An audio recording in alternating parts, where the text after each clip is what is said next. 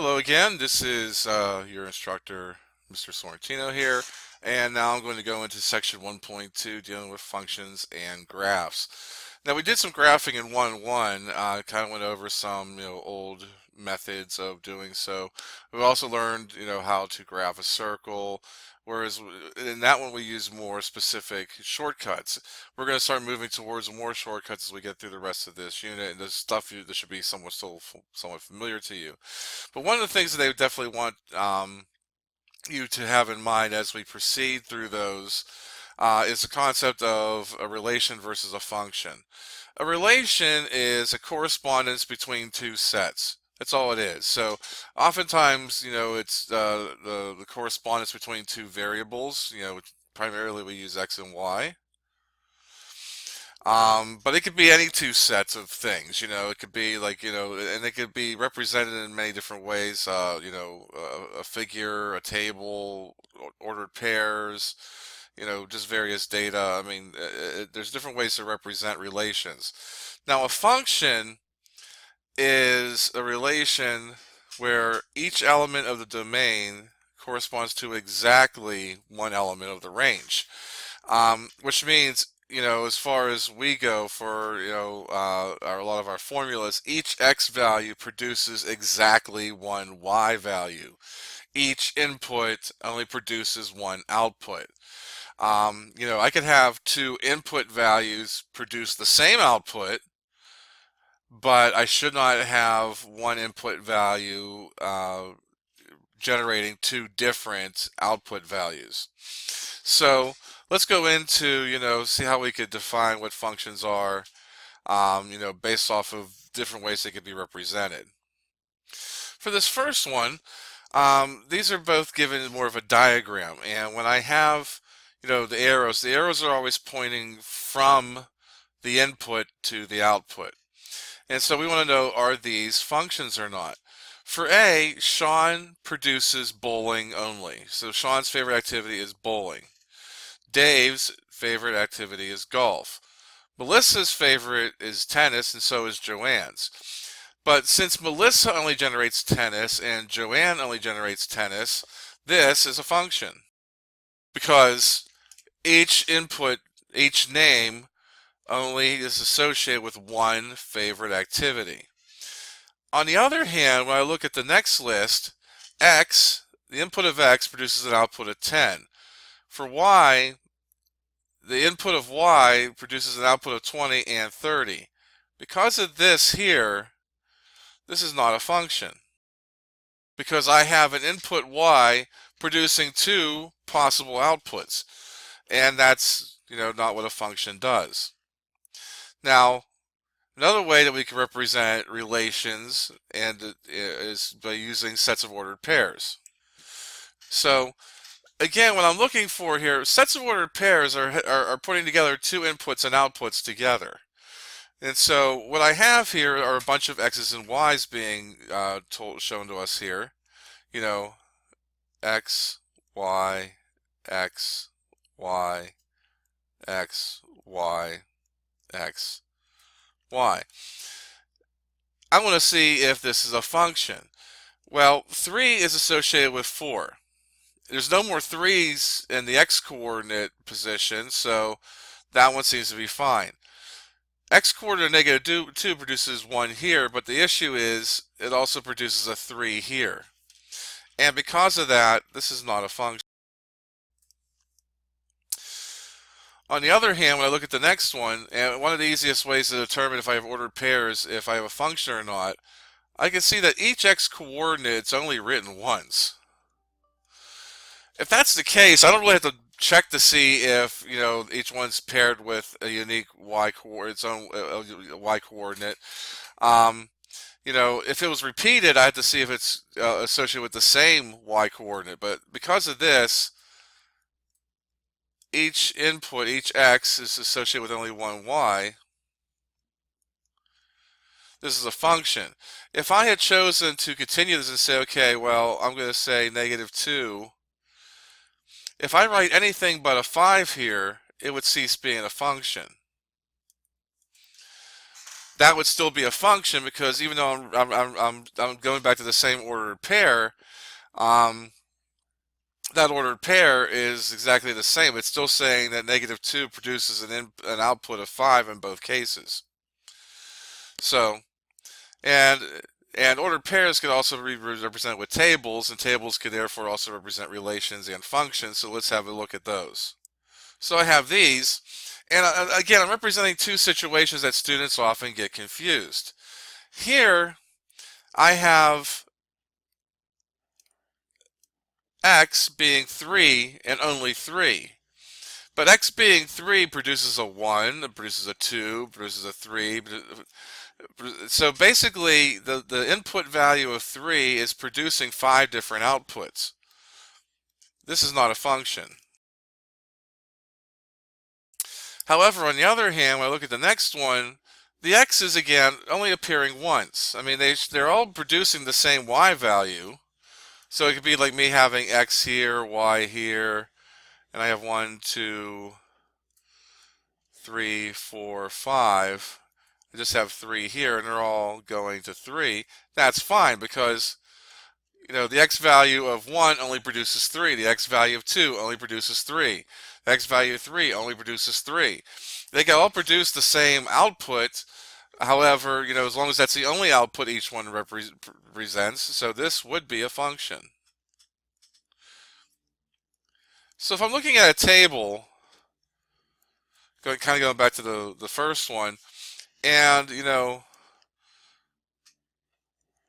I see this, and I see like 1, 2, 3, 4, 5. When I see this diagram, and I see that there's more than one arrow coming from a particular input, that's a sign that it's not a function.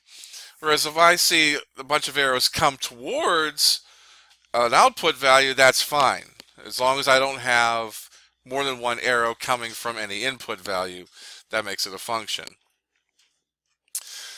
So we have a somewhat idea what a function is.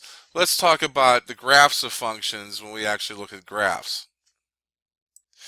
One of the things when we're looking at graphs is we use a vertical line test to determine whether or not a graph we're looking at is a function or not. Basically, the vertical line test is stating that if I'm able to pass a vertical line through a graph, as long as that vertical line only touches the graph once, it is a function. If it touches more than once, it's not.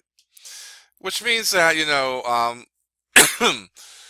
essentially is the same definition because if I have a vertical line,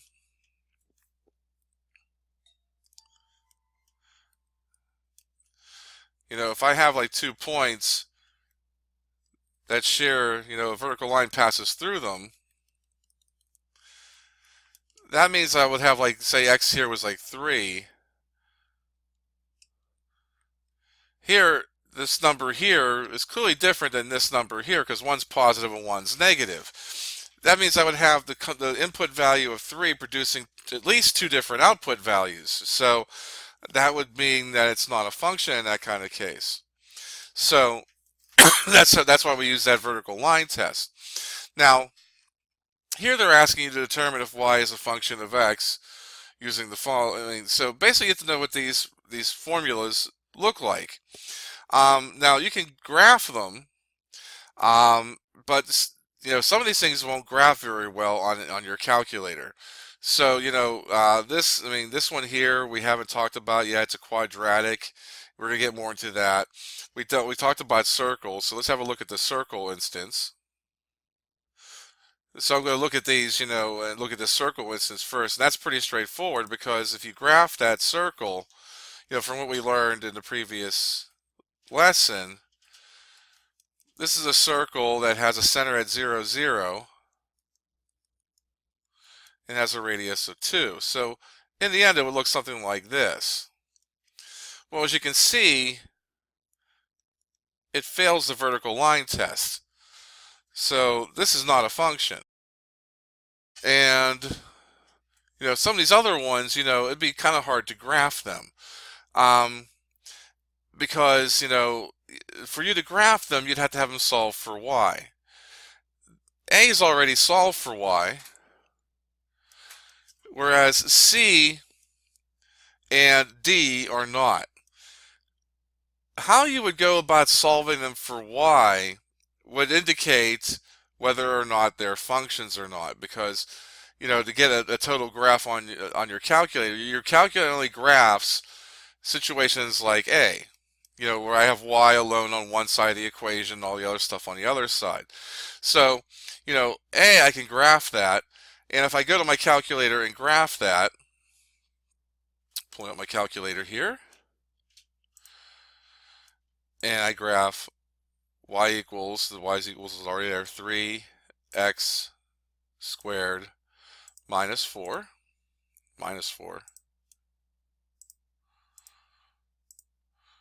and I graph that. I can see that, this is what we would call a parabola, and I'll do a quick sketch of it on here. So it looks something along the lines of this.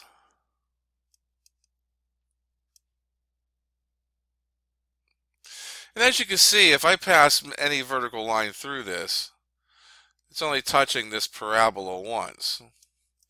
So this would be a function. And I've shown that graphically. Now these other two I'd have a little bit more problems doing graphically. So let's have a look at them and see what I would need to do to make them be done graphically. For C, I'd have to solve this equation for Y. So it gets into some equation solving things that you might be a little bit out of practice with. But I want to get Y alone, so I'll subtract X from both sides, which would give me Y squared equaling 9 minus X. And now I have to get rid of that square. Now, I had brought this up before in 1.1, we're doing the distance formula. When we take a square root, we're supposed to put a plus or minus symbol on both sides, on the side that we're, the non-variable side, where Y here is being treated as the variable because I'm trying to isolate that. So if I'm going to do this correctly, there should be a plus or minus symbol here, which would give me a final equation of Y equals plus or minus the square root of 9 minus X. So with this in mind, is this a function? Well, the answer to that is no. And I'm going to show this graphically. Anytime that you have to put this symbol in the process of being able to get it to a point where you could graph it in this notation and put it on your calculator, this is going to make it not a function. And I can show you why, because here, well, first of all, for me to do this on my calculator, I had to enter it in two different parts. Clear that. I had to first do the square root of 9 minus X. And then I had to do negative square root of 9 minus X. Make sure on this calculator you know the difference between the minus sign, which does subtraction, and the negative symbol, which is for an indicated negative value. And if I graph this now,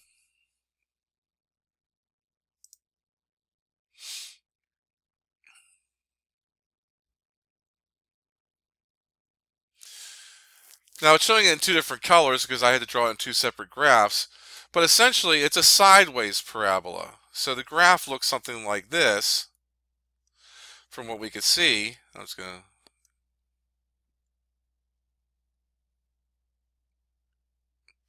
But as we can see here, it fails the vertical line test. So that plus or minus symbol, I mean, that's going to create situations where a single x value, so say like I chose x to be 0. Well, if x was 0, the square root, that would become the square root of 9, which is 3. Y would be plus or minus 3. I would have two different y values for a single x value. Whereas with the last one, in order to get y alone, I would just subtract x cubed from both sides.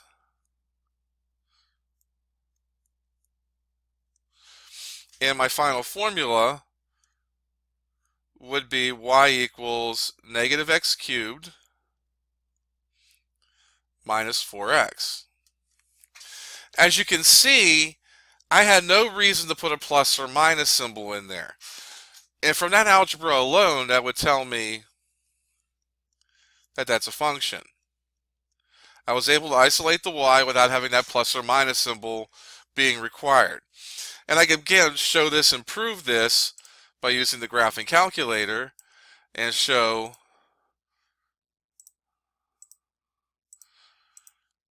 if I put in the formula I was able to come up with,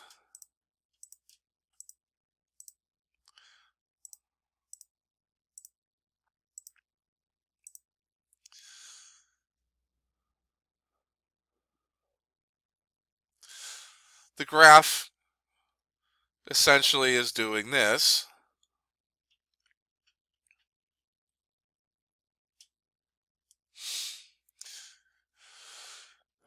And essentially, if I draw any vertical line through this, it's only going to touch that graph once. So, although they want you to do this graphically, in order to do it graphically, some algebra had to be done, and that algebra, would have to include the plus or minus symbol. I could have done the circle in a very similar way, because if I solved, for instance, this for y, just to kind of show you really quickly, I would subtract x squared from both sides, which gave me y squared equal 4 minus x squared. To get rid of the square here, I had to square root both sides. But again, that plus or minus symbol would need to be put in this instance, so I would end up with the formula y equals plus or minus the square root of 4 minus x squared. And again, this part right here is going to tell me it's not a function just algebraically. So, they say do it graphically, but the fact is you could tell if it's going to be a function or not in the process of making it something you could put in for a graph. Because some of these things we haven't talked about yet, and we're not able to do so yet. So you'd have to put it into a y equals format, and in the case of doing that, you'd already have the information you need to know whether or not it's going to be a function or not. So let's talk about what function notation looks like. As function notation, once I establish that something is a function, I can rewrite it in function notation, which is kind of a shorthand. So function notation, basically, when I have these formulas that were above, I had y isolated, but now I'm basically assuming that y equals some function of x. So you're going to see f of x in the place of where y was. That's really the only difference. And what it is some of these things are shorthand, because it says, okay, if I have f of x being defined as this function, so the function f of x basically is telling me that I'm going to take an x value, square it, multiply it by 3, and then add 2, and that's following my order of operations. Well, then if I replace x with anything else, that's what I would do to whatever that is. So for instance, if I wanted to do f of negative 2, that's going to equal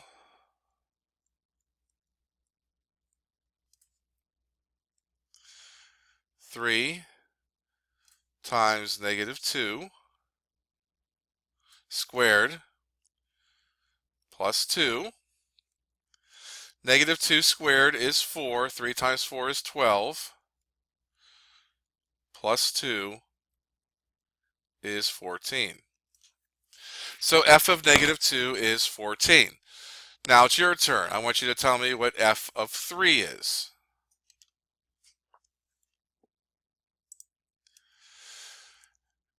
F of 3 would not be much different. Again, the only thing that's different is I'm going to go to the function f of x, and I'm going to replace x with the 3. And usually we use the parentheses for this case, even though there's nothing going on inside them except the number 3, to indicate that I did do a substitution there. Something was replaced with this 3. I then follow my order of operations. Nothing to do inside the parentheses except the 3, so I'm going to take 3 now and square that and get 9. Multiply that by 3 and get 27.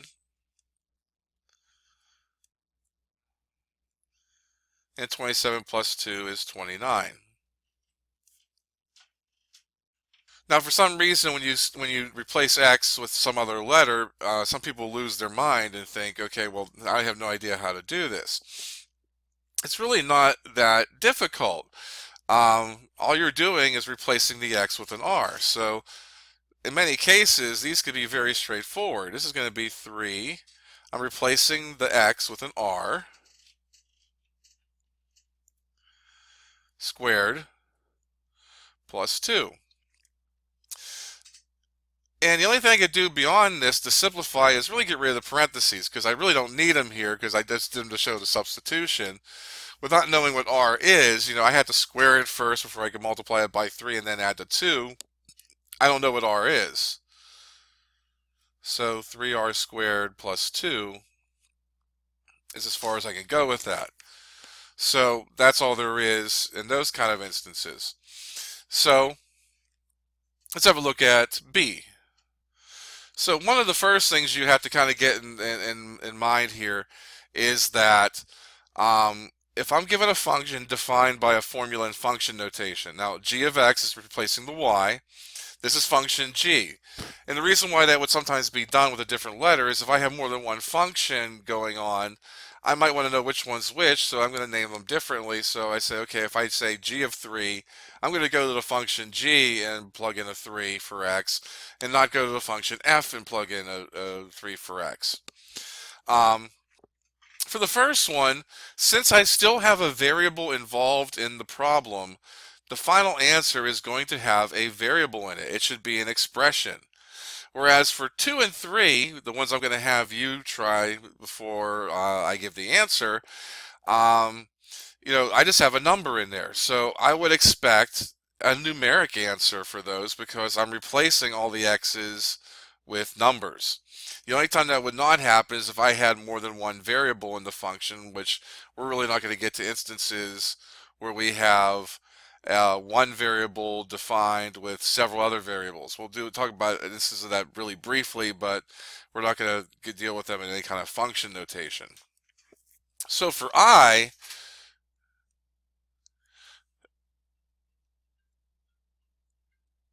g of 1 minus x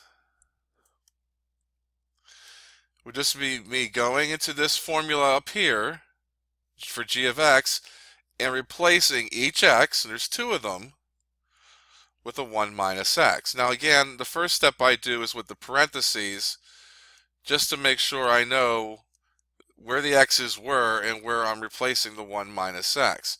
Notice I'm just not putting a 1 minus in some arbitrary spots on this. I'm taking out each x and replacing it with a 1 minus x. Now I could do some simplification. On top, really don't need the parentheses because, the only thing that's going on after the parentheses is the addition of 3. So I have 1 minus x plus 3. The 1 plus 3 would combine their like terms. I'm going to have 4 minus x. On the bottom, however, I have a negative sign right here. That has to be distributed. So that's going to become 2 minus 1 minus a negative x, which is plus x. And so what that's going to end up being is 4 minus x over 1 plus x. And that's when it's all simplified. And that's the other thing you have to kind of get used to is that under most circumstances, it's going to be assumed that you are going to simplify.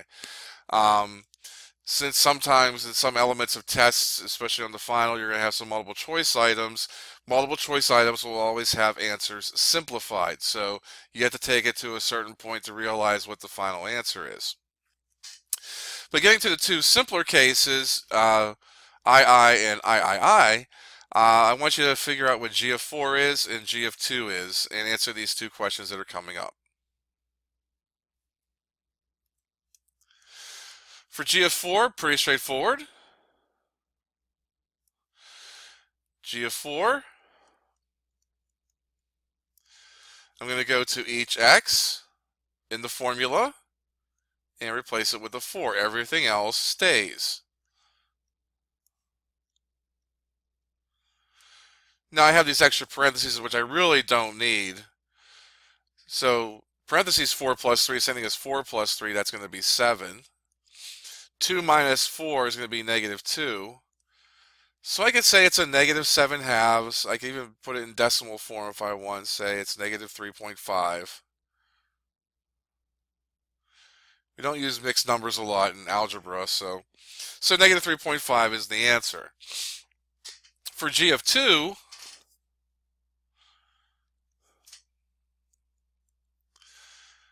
again, I'm going to replace each x with that 2.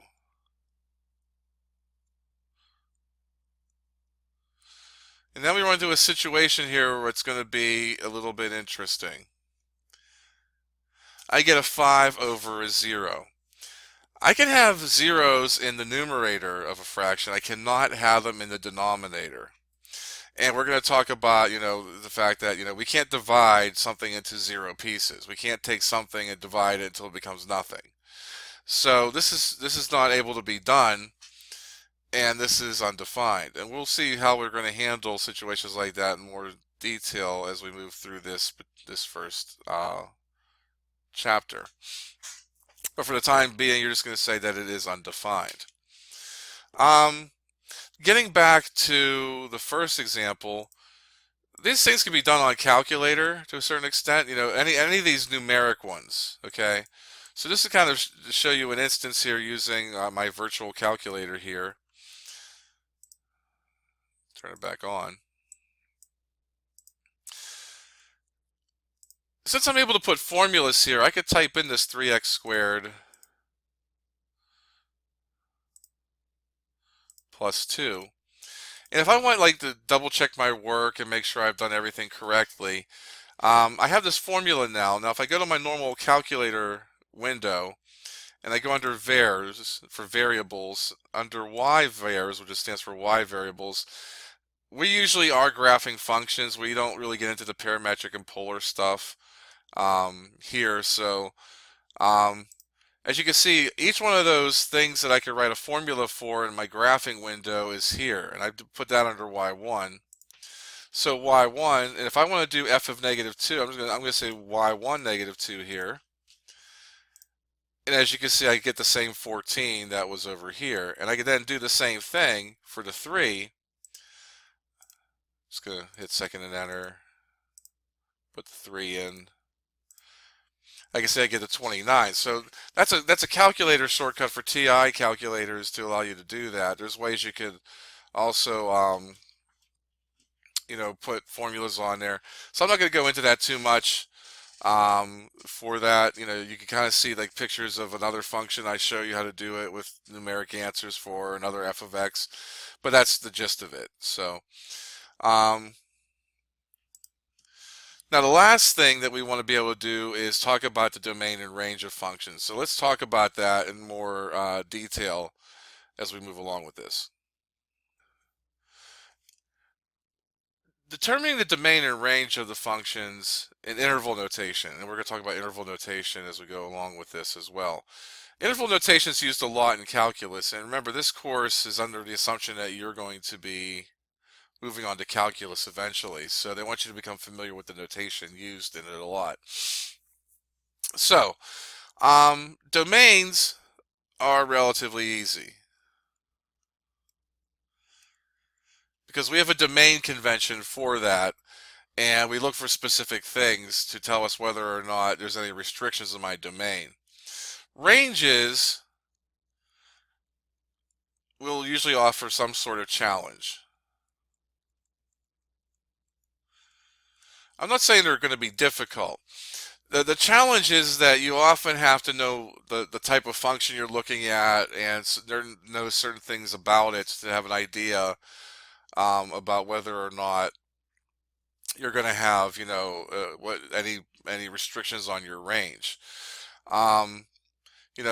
Sometimes, so they require you to either have a graph of it, which we can, in each one of these cases, we can do a graph, or we have to know something about the function that I can find certain aspects of it to say, okay, well, I know it only goes up this high or only goes down this low or whatever the case may be. So now some of these we're not going to know all the ins and outs of them, so we'll may have to use the calculator for the time being. However, it gets pretty straightforward after that. So the domain, let's talk about the domains first. So let's focus on domains and then we'll come back to ranges. Okay. There's a domain convention. Okay, and I'm going to repeat it twice verbally. I don't want to write the whole thing down, but basically, the domain of a function, we assume it's all real numbers unless we find something in the equation of it that would tell us that we have to restrict from there. Basically anything that tells us that we would have to say, okay, well, this number has to be excluded because, this number has to be excluded because, so forth and so on. So, that's what we use. We start with the all real numbers, and if I don't see anything that would tell me, hey, I had to restrict this because of one reason or another, um, then I would be able to, just simply say it's all real numbers in that case. Um, so here, I'm going to start with the domain saying, well, I would start with all real numbers.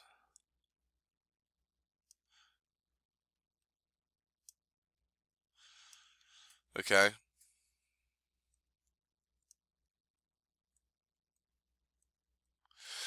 But I look at the function more specifically, this thing has a denominator. And from what we talked about in the previous example, we can't have a denominator of 0. 2 minus x cannot equal 0. Because if it would equal 0, well then, this fraction, this function would not exist. I would have an undefined value there. So I got to think, and it's not a really hard equation to solve here. Well, if x were to equal 2, it would make the bottom 0. So I had to say all real numbers except x cannot equal 2. I am making an exception here. I'm saying that there is a restriction here. So that's how I would say it very much verbally. In interval notation, I would say that x,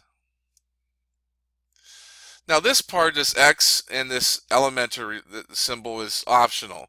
If you say domain and just put the right things in there, that's fine. I'm going to put a parenthesis. Now in interval notation, parenthesis means that, I approach something but can't equal it. And the reason why I'm doing that here is that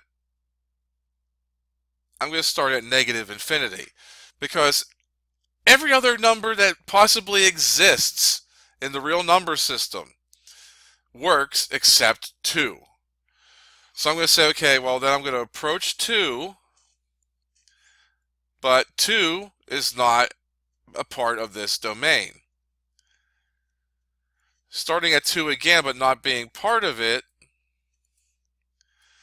I could go from 2 to infinity, not touching either one of them. On a number line, if I was drawing this domain, I would say it's this. Everything on the number line except 2. And as you can see these two parts on here now. Here's this part here, and then here's this part here. So basically, interval notation is describing what the number line looks like. I'll get back to the range momentarily, because we have to have, we have to know what certain things about this. And we're going to get into, well, let's talk about the range now. We're going to get more into how to figure out stuff about this function. There's certain characteristics it has. So, but we'll do that later. For the time being, though, on my calculator, if I want to see what this looks like. Now, on older TI-83 calculators, you may see something different. I'll explain it when I get there. I'm just going to graph this. I'm going to say, okay, the easiest way is using parentheses, x plus 3, my numerator, divided by x parentheses 2 minus x, my denominator. This is what we would call a rational function. We'll talk more about them later. And if I were to graph that,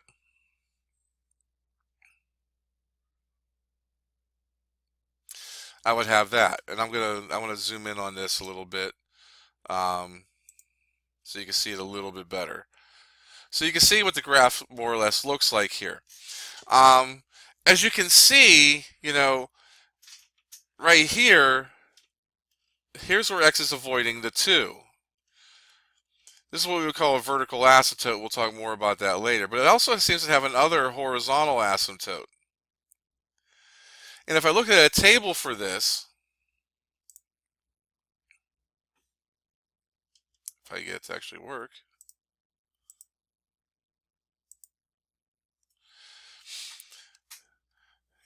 as x keeps gets going on forever and ever and ever. See at 2 it says error because I can't equal 2. That's an indicator that's a domain restriction. But if I keep getting bigger and bigger and bigger for my x values, you notice it's approaching a very certain value there. So I keep going bigger and bigger and bigger. And in this case here, you find it's actually getting closer and closer to -1. And if I would go in the opposite direction of negative x's, I'd see the same thing. So basically, the range, from what I can see in the graph and the table, would be, now again, I could say the y's. But again, this part's optional. As long as I know range, I know you're talking about y's. It's anything but -1. And so in a very similar fashion to what I did above there,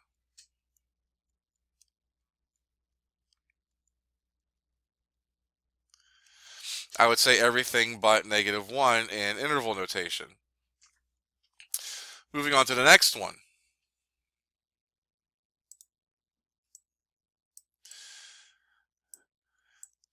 Now, when I look at this one here, the domain, I would start with all real numbers.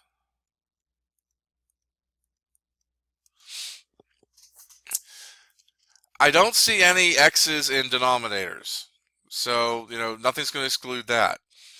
The only other things that would possibly cause exclusions that we've talked about so far are square root symbols. Square roots can only allow certain numbers underneath of them in the real numbers. And in the real numbers, I cannot have any negative values underneath of a square root symbol.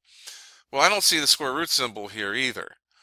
And we'll eventually learn about other functions along the way that would also cause you to have restrictions. But right now, all we've talked about that would have restrictions are having x's in denominators and having x's underneath square root symbols. So there's nothing here that tells me that that I can't assume all real numbers. So my domain is every number between -infinity and infinity. That's how I represent all real numbers in interval notation. So if it's a polynomial, which means I just have various powers of x, as long as they're integers, I start getting the fractions that deals with roots again, then I would have an issue. Now, as far as the range goes, we're going to talk about quadratic functions like this. We've seen one already, but for me to know the range, I'd have to know some specific information and characteristics of quadratics to do that. We haven't gone over those yet.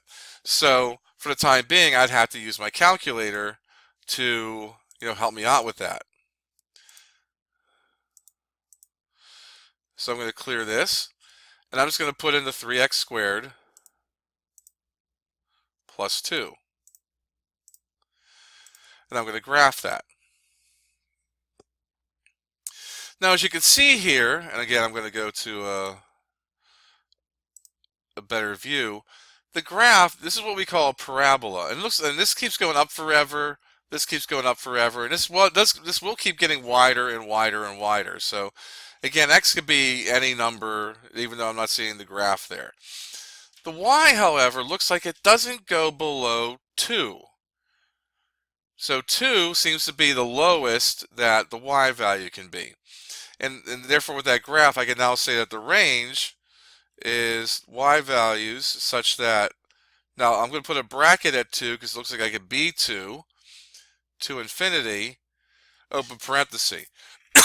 Again, the parentheses on the infinity because I can't equal infinity. So, so that would be my range in interval notation. Basically, it's saying all values that are greater than or equal to 2. So I could also say this in an older notation, y is greater than or equal to 2 if I want to put, but that's not interval notation. This is interval. And make sure that you're putting things in interval notation, especially if you're asked to do that. On to the next one. Now here, the domain.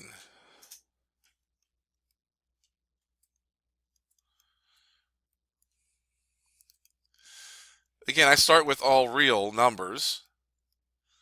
Then I look for possible restrictions.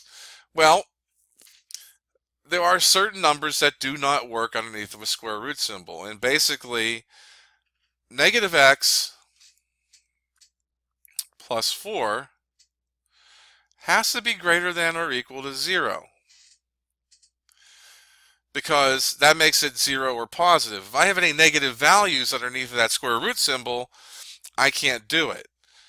I'm going to add x to both sides for simplicity's sake. I get 4 is greater than or equal to x, which means x is less than or equal to 4.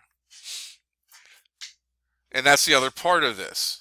All real numbers such that x is less than or equal to 4. Because if I have anything that's over 4, then I'm going to have a number underneath the square root symbol that's negative, and I can't square root a negative. So, to show this off, I'm now going to say, okay, with interval notation, again, this x and this symbol is not necessary if you put the word domain in front of it. I could go from negative infinity all the way up to 4, including 4, but nothing beyond that. As far as the range goes, I don't really need a graph for this one because we do know some things about a square root symbol. A square root symbol only returns the positive square root. That's why whenever we apply a square root to solving an equation, we got to put a plus or minus symbol in there because we have to remember that, if I square the negative of something as well, I'm going to get the same result. So I know from the square root symbol that, only positive values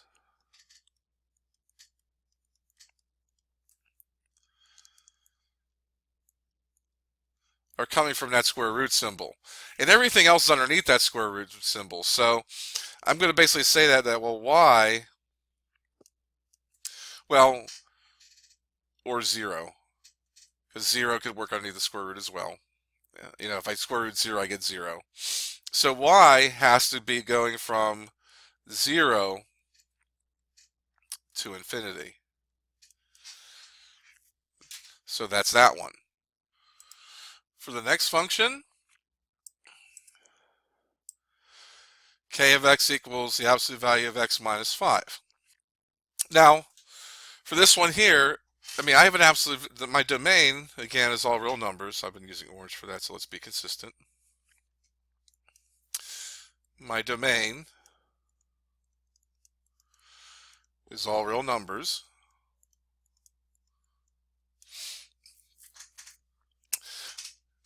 I don't see a square root symbol, so I don't have to worry about, any values of x causing a negative number to appear underneath of a square root symbol.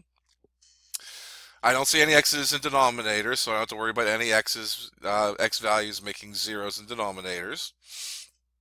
The other thing happening to the x is that it's being absolute valued.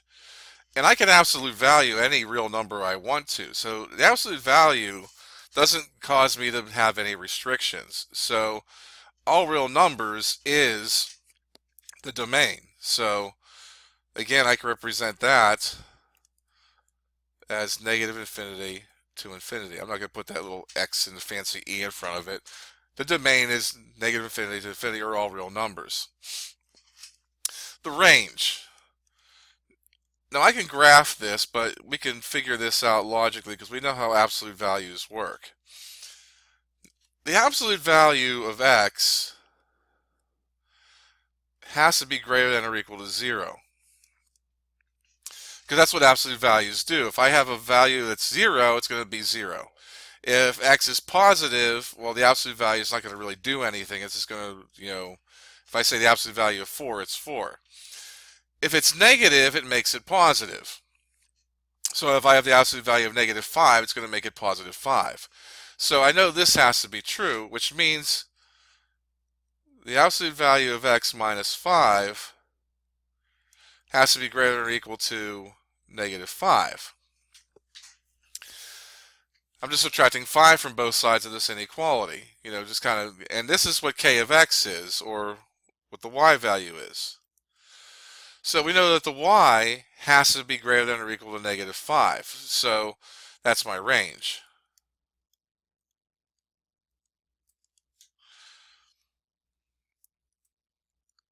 Negative 5 or more going up to infinity. And that's just knowing how ranges, how the absolute value function works. So that's the actual range. And for the last one,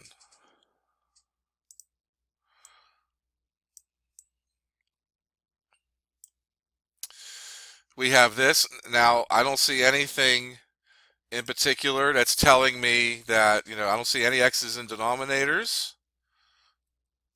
I don't see any x's in underneath square root symbols. So my domain is all real numbers. My range, well, this is a polynomial function, and polynomial functions are something we're going to spend some time on as well, trying to identify certain parts of them. We're not there yet, so I'm going to use the calculator to aid us in looking this over.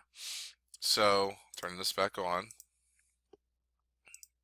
I'm going to type in, and I'll show the detached, I'll show the other view as well. Maybe bring this down a little bit.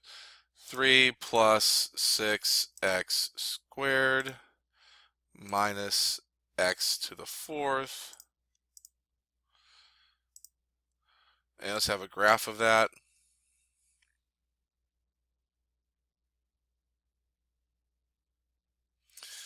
And it looks like it's turning around a couple of times up here. So I'm going to maybe go a little bit higher on my window here and maybe let the y max go up to, let's just say, maybe 20.